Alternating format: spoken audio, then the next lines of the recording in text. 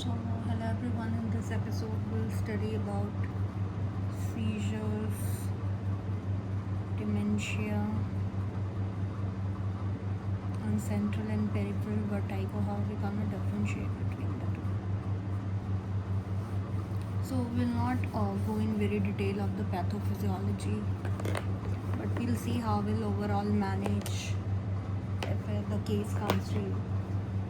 So, we start with a seizure. So, seizure is a paroxysmal event, and it is due to abnormal discharge of CNS neurons. And epilepsy is a condition that involves recurrent seizures due to any chronic underlying process. Okay. So that is the difference. So this is the synchronous discharge of the CNS neurons and abnormal, and this is the recurrence of the seizures. So what is that cause of the seizures? What can be? So we can use a mnemonic for it. Vitamins for the causes of seizure. So first of all, it is vascular. So it can be stroke, bleed, or AV malformation. I for infection. T for trauma. A for autoimmune.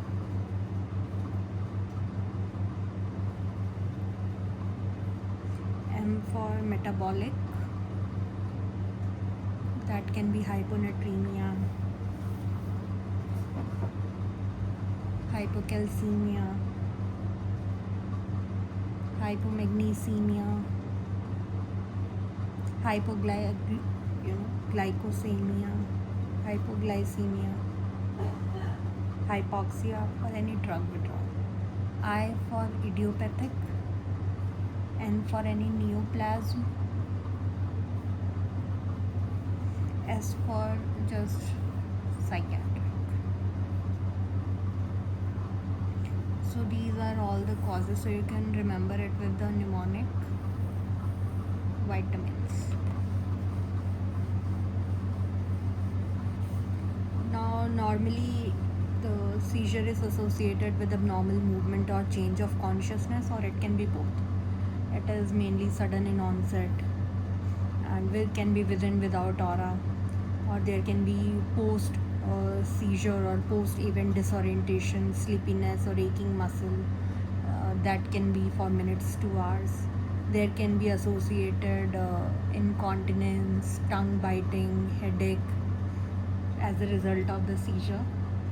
So the classification of seizure we can do according to the clinical features, and the first classification we can do is partial versus the generalized, and either partial versus generalized or simple versus complex.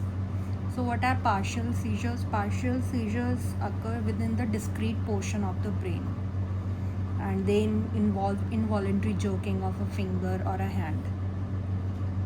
And generalized seizures, they arise from both the cerebral hemispheres spontaneously without any focal onset. So focal onset, no focal onset.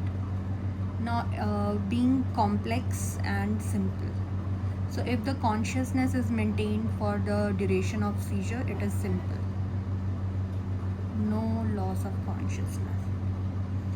And if there is change in consciousness for the duration of seizure, loss of consciousness, then it is complex. And when the partial seizure progresses to the generalized seizures, that is partial seizure with secondary generalization. And generalized seizure can be GTCS, generalized tonic-clonic, or also called grand mal seizures, which have a tonic contraction of muscle throughout the body, and followed by the imminent relaxation of various muscles, the clonic phase. And it can be absence seizures or petit mal seizures, mainly in children with sudden brief loss of consciousness consciousness but without the loss of postural tone. So EEG will see 3 hertz spike and wave discharge. And atonic seizure is mainly with loss of there can be other like atonic seizure, that will be loss of postural tone also for 1 to 2 seconds. And myoclonic is mainly with sudden brief contraction of any muscle group. So myoclonic jerks can also be very common due to lack of sleep and other things. And status epilepticus is something that is defined as recurrent or continuous seizures lasting at least 5 to 30 minutes. So, and also one thing, we have to differentiate seizures from the syncope. So for that we have to know the history for the person who has seen the event.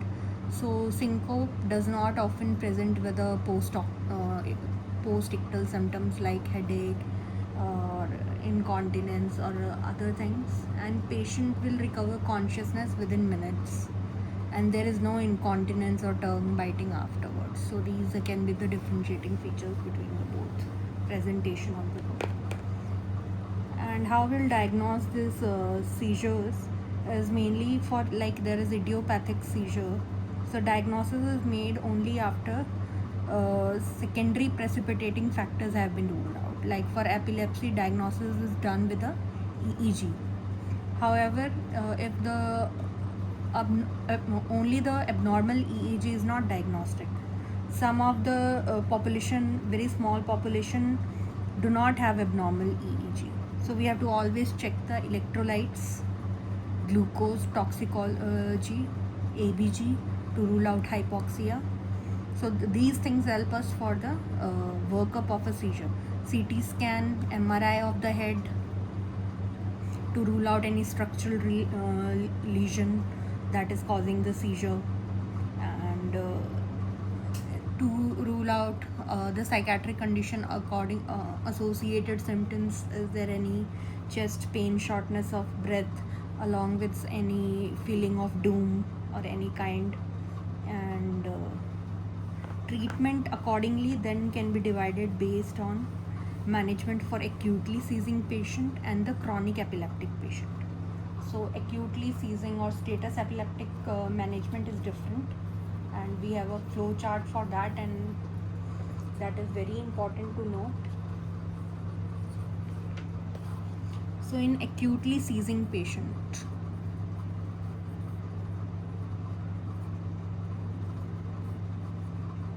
what you will do first, ABC, airway, breathing and circulation.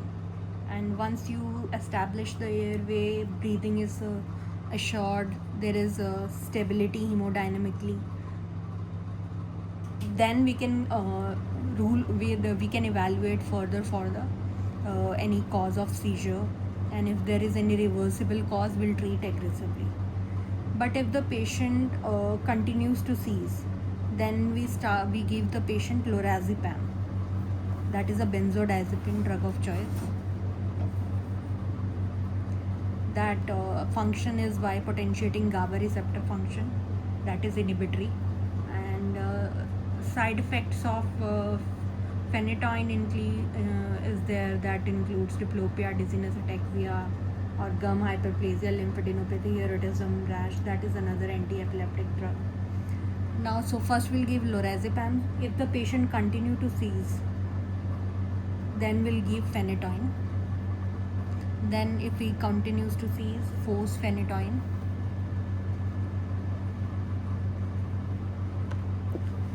Now if the patient is continuously seizing after force phenytoin and phenytoin, they inhibit the sodium dependent action potential. If the patient continues to seize after that, give phenobarbital, phenobarb. And even if after that he continues to seize, repeat the dose. And even if still seizing, we'll go for other drugs, anesthesia, midazolam, propofol. So we'll go for these drugs.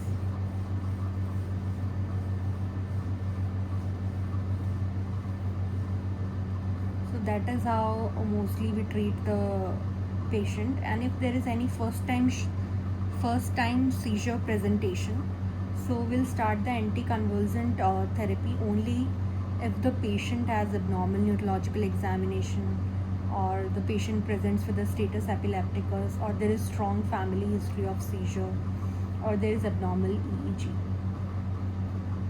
So normally then the first time seizures are not generally treated with long term anticonvulsant therapy. So this was our treatment. So what we see for primary GCTS or GTCS, sorry, generalized tonic-clonic seizure, we treat it with valproate, phenytoin, lamotrigine, carbamazepine, levetiracetam. These are all sodium channel inhibitors, and lamotrigine even works by decreasing glutamate release. And side effect of this lamotrigine is Steven-Johnson syndrome. Absence seizure, we go with the ethosuximide as first line, and valproate also we can give valproic acid. And for myotonic and the atonic seizure, we give valproic acid as the first line. And for partial seizures, whether they are complex or they are simple, or they progress to secondary generalization seizure, we give the first line drugs like carbamazepine and phenytoin, valproate, lamotrigine, levetiracetam, that can also be given. So knowing when to stop the treatment is also difficult. So we can stop the treatment when the patient has been free from the seizure for 2 to 3 years. And also we can do sleep deprivation EEG to evaluate the patient's risk for recurrence, and a normal test means there is a lower risk of seizure to occur. So that is all in short about the seizures division. First of all, partial, generalized tonic-clonic, atonic, and complex and simple partial seizures depending on the consciousness, and then how vitamins as the cause, a mnemonic for all of the causes, then evaluating the seizures, then managing the status epilepticus with first of all lorazepam, and then phenytoin, then phenytoin, then phenobarb, then going for the anesthetic agents like midazolam, and how we're gonna differentiate between the syncope and the seizure, and what all drugs are used for generalized tonic-clonic. We used valproate, lamotrigine, topiramate, and for the absence seizure we use ethosuximide, valproic acid. For the myoclonic seizure we are using valproic acid. For partial seizures we are using sodium channel blockers, mainly carbamazepine, phenytoin. So now let's come to the dementia, the next topic. So dementia also we are not going very deep into pathophysiology of one path or one drug. We are managing the case. So we are learning in the whole how to manage. So first of all, dementia is we know the cognitive function.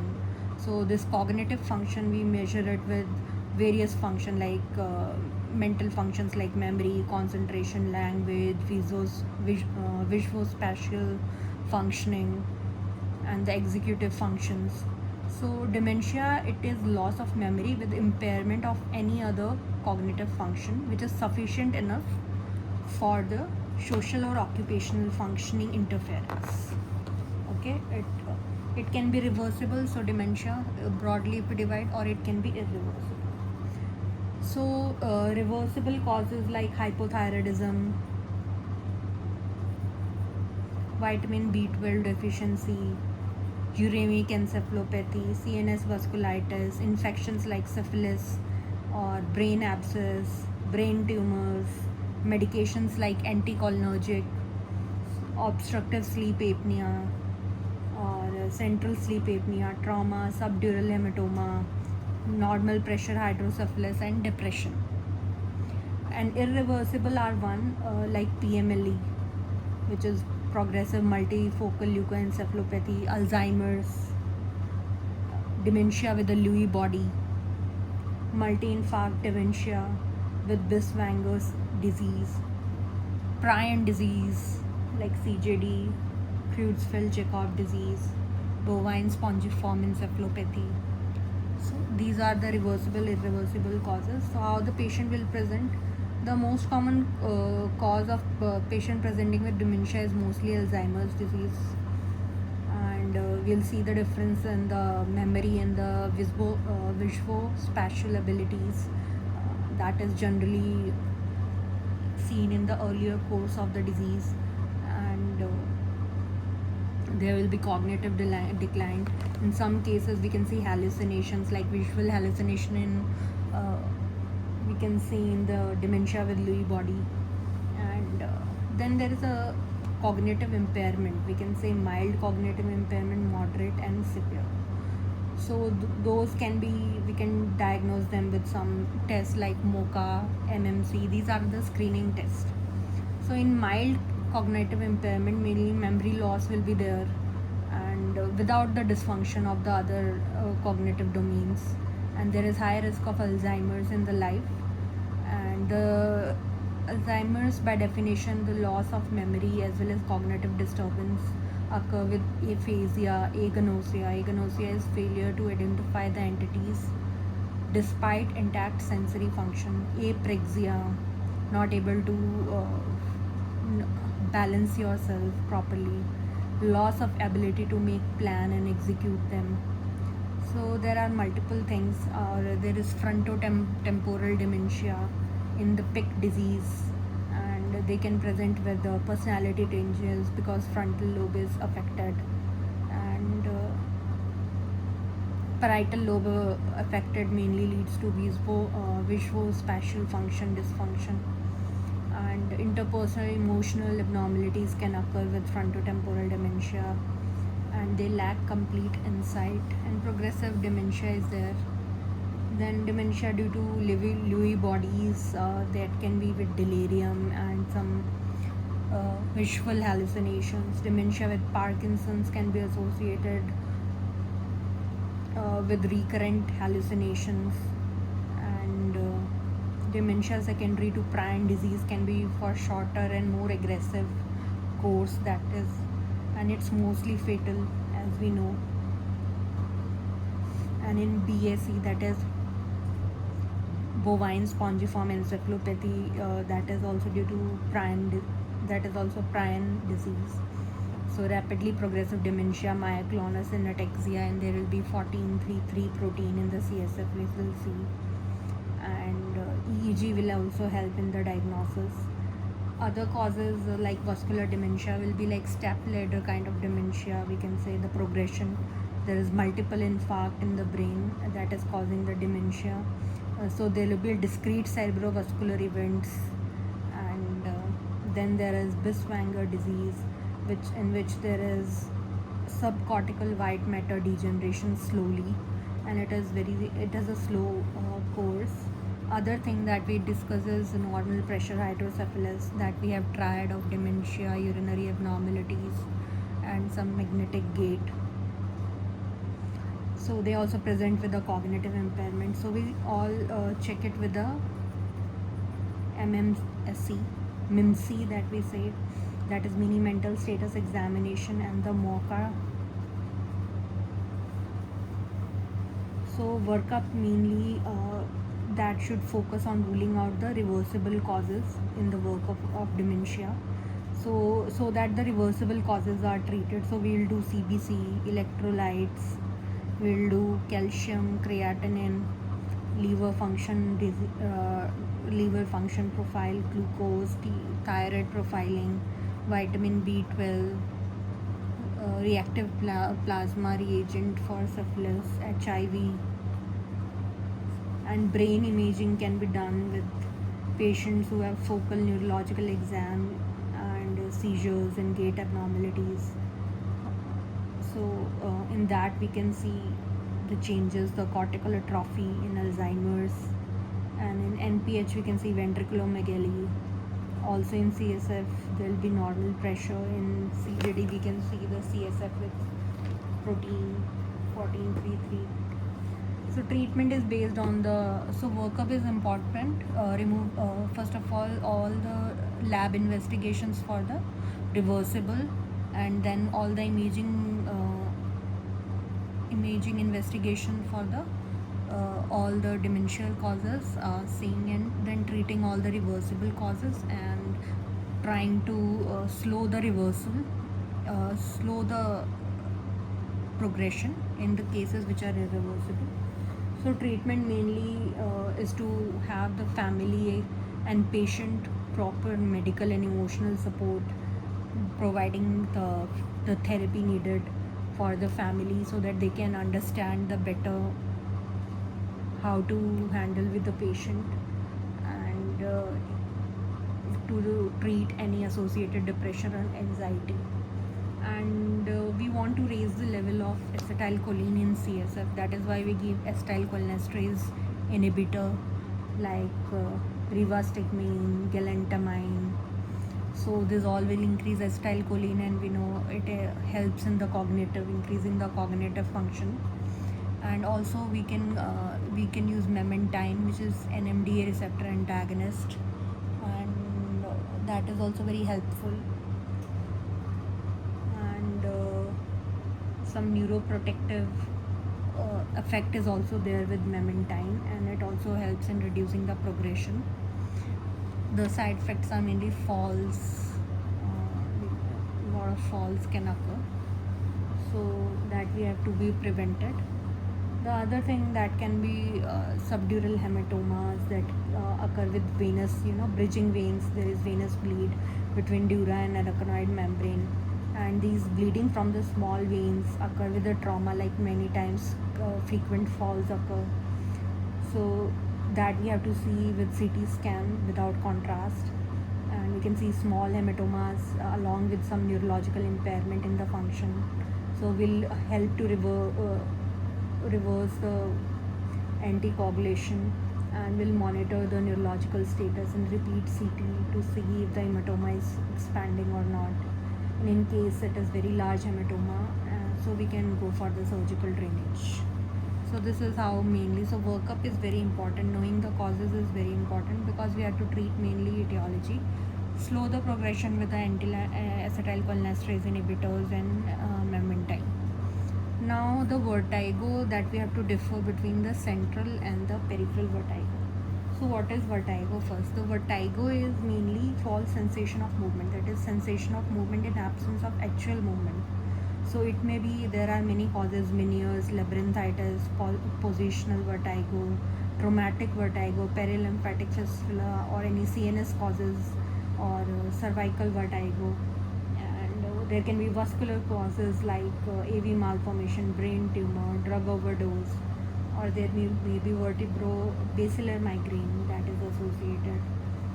And the patient will mainly describe the sensation of movement without actually moving, and there will be environment spinning around them, and there is sensation of tilting and swaying forward or backward, and the patient feels like lightheaded and they're gonna black out. So what we have to do is we have to determine whether the vertigo is secondary to any peripheral cause or a central vestibular disease. So the central and the peripheral. So mainly the central cause always start with a gradual onset, and the peripheral is sudden. And there will be no tinnitus or hearing loss in the central, but it will be present in the peripheral vertigo. And other signs like also diplopia, cortical blindness, dysarthria, extremity weakness or numbness, these are present in the central, not in the peripheral. And nystagmus is the main which helps to differentiate. So central vertigo is pure vertical, and it does not suppress with the fixation in multi-direction, and it is multidirectional. And the peripheral nystagmus is horizontal, and it is suppressed with the fixation, and it is unidirectional, and it is fatigable. So what are the causes in this? The peripheral, mainly the causes can be Meniere's, which is DVT, the deafness, vertigo, and tinnitus.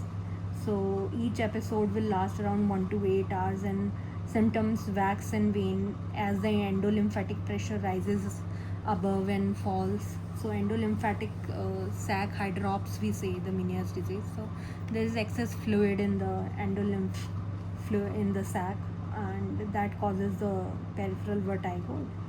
And the other is peripheral vertigo is BPPV, which is benign paroxysmal positional vertigo, which is a peripheral vertigo where the vertigo is exacerbated by head movement or change in head position, and associated with the nystagmus. It is mainly due to the caliculi in the semicircular canals.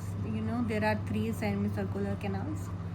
So the caliculi in the semicircular canal is the main culprit, and that we position with the apple. We check it, apple maneuvers, and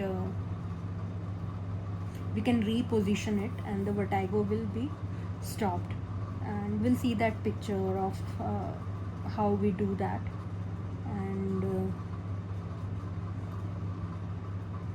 other causes like labyrinthitis can be there. Labyrinthitis, like there will be sudden onset of severe vertigo, and it is mainly after upper respiratory tract infection. Then, or perilymphatic fistula, it mainly occurs blunt trauma, when there is blunt trauma to the ear, or slap to the ear, or extreme barotrauma is there during air flight or scuba diving, or vigorous Valsalva maneuver that leads to the explosion that deafen the people. And then there is central vertigo, which is due to tumor, bleed, ischemia in the brainstem, or there is drug toxicity or overdose which can cause it. So this is how these can be various causes which can cause vertigo. So how we'll treat it? So Meniere's disease, what you'll give? You will decrease the fluid with low salt diet, diuretics, and surgical decompression if required. BPPV, what you'll do? Halpix maneuver and Barney maneuvers, and that helps. These maneuvers help to move the otolith out of the circular canal. And the apple maneuver attempts to reposition the head by dislodging the caliculi. And there can be vertigo, secondary labyrinthitis. So what you will give? You will give antihistamines like maclizine, diazepam can also be given, and steroids if they are helpful. So these are the difference between the various vertigo.